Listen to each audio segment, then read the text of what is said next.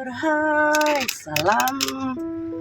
Rasane isuk-isuk wis panas kaya wong adus keringet.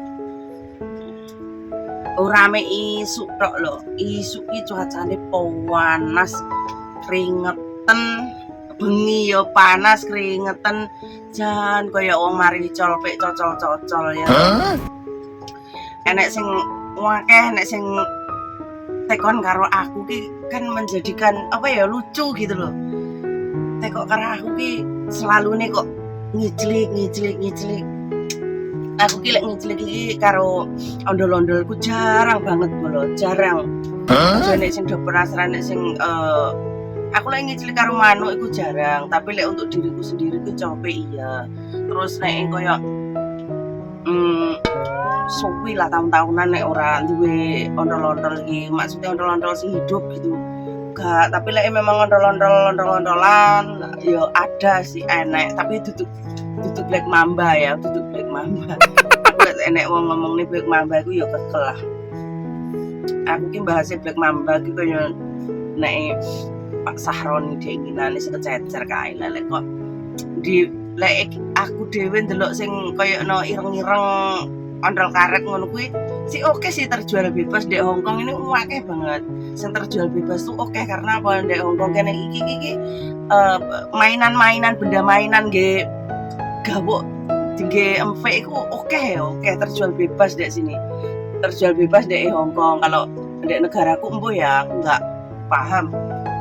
Koyo lek bisa sih kayak nang Jakarta, nang Surabaya zaman wis lawas kae pernah erus sih sing kayak toko-tokone kayak gitu, teman ndak terjual bebas. Harusnya nah negara kono iki alat bantu ondol-ondolan kayak ngono ki terjual bebas biar apa toh, biar mengurangi koyo no yang sing sing enggak di bojo enggak jadi belinya bebas untuk jadi lek koyo mesum menungso padha menungsone iku ben ndak nemen-nemen kayak gitu loh. Seharusnya kayak ojo Indonesia ki apa-apa dibatasi, tapi moralnya lebih parah gitu loh.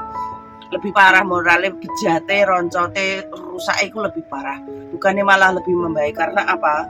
Mereka akan mencuri-curi, menyolong-nyolong kayak gitu. Terus aku ki lek ditakoni ditakoni uang kok nggak percaya, aku ki pegel gitu loh, pegel yo hak mereka nggak untuk mempercaya